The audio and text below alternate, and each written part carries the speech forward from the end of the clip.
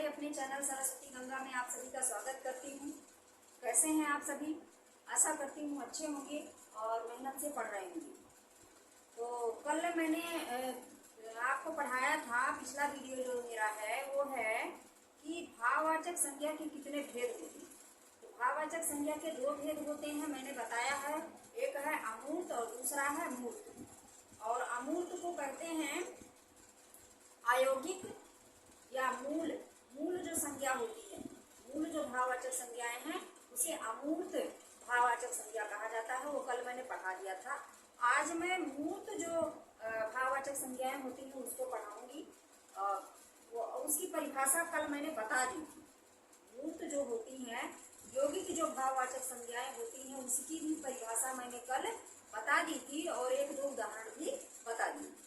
अब जो मूर्त या यौगिक भाववाचक संज्ञाएं हैं जिसमें उपसर्ग या प्रत्यय लग करके बनता है, संधि समास शब्द होते हैं जो भाववाचक संज्ञा होती हैं, तो वो होते कैसे हैं, बनते किससे हैं, वो मैं इस वीडियो में बताऊंगी। आइए देखते हैं।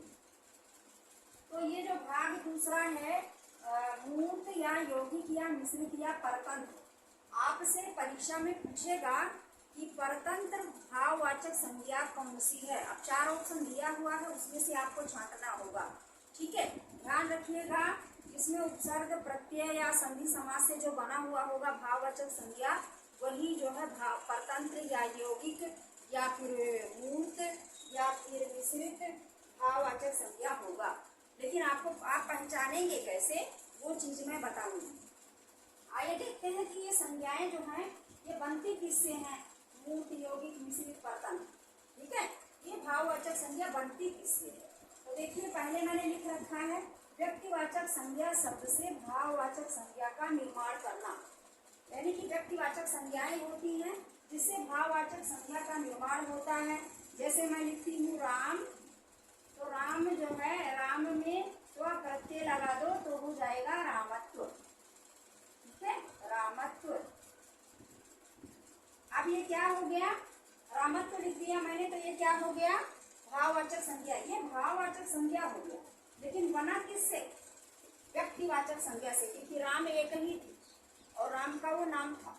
ठीक है, तो ये व्यक्तिवाचक संज्ञा है और इसमें तो प्रत्यय लगा करके हमने रामत्व लिख दिया, तो इससे क्या हो गया, ये भाववाचक संज्ञा बन गया। ऐसे ही दूसरा है जातिवाचक संज्ञा शब्द से भाववाचक संज्ञा का निर्माण करना। जातिवाचक संज्ञा शब्दों से भाववाचक संज्ञा शब्दों का निर्माण करना।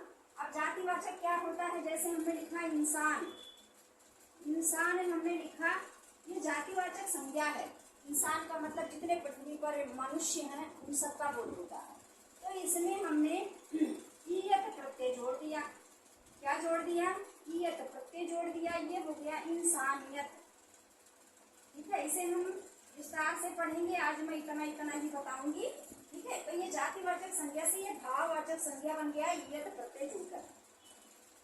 तीसरा है विशेषण वाचक शब्दों से भाववाचक संज्ञा का निर्माण करना। ऐसे शब्द जो विशेषण शब्द हो, जो किसी चीज की विशेषता बता रहे हो, लेकिन उनसे भाववाचक संज्ञा का निर्माण हो जाता है। कैसे हो जाता है, आइए देख लेते हैं। जैसे लिखा, हमने लिखा सुंदर। अब सुंदर क्या होगी, कोई वस्तु होगी, कोई व्यक्ति होगा, कोई स्थान होगा, कोई फूल होगा, है ना, कोई पशु होगा, कोई प्राणी होगा, कोई वो सुंदर होगा। ठीक है, इसमें हम जो है अर प्रत्यय लगा देते हैं, सॉरी इसमें हम या प्रत्यय लगा देते हैं, या प्रत्यय लगा देते हैं, तो ये जो है रे का अर हो जाता है। ठीक है, रे का अर हो जाता है और ये लिखा जाता है सौंदर्य। ठीक है, अब ये सौंदर्य जो शब्द है ये क्या है, भाववाचक संज्ञा है। ठीक है, या सुंदरता, या ता प्रत्यय लगा देते हैं तो ये हो जाता है सुंदरता। ठीक है, दोनों तरीके से आप लिख सकते हो।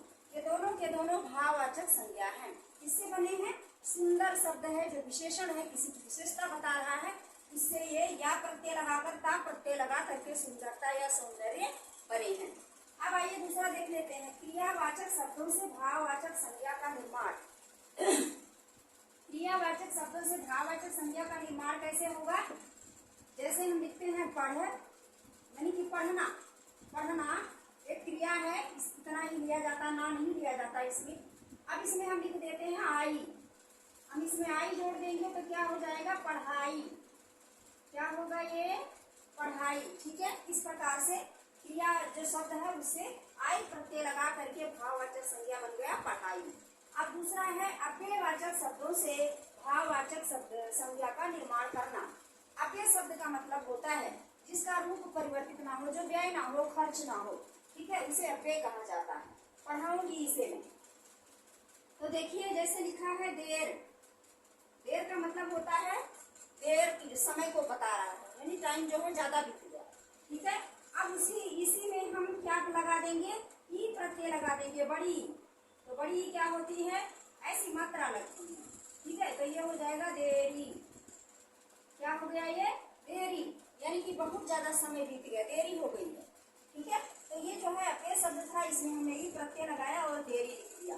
तो इस प्रकार से हमने देखा कि ये 5 ऐसे शब्द होते हैं जिसे भाववाचक संज्ञा बनाया जाता है। पहला है व्यक्तिवाचक संज्ञा से, दूसरा जातिवाचक संज्ञा से, तीसरा विशेषणवाचक संज्ञा से, चौथा क्रियावाचक संज्ञा से और पांचवा अव्ययवाचक शब्दों से जो है भाववाचक संज्ञा बनाई जाती है। तो आज के वीडियो में इतना ही। मिलती हूँ अगले वीडियो में।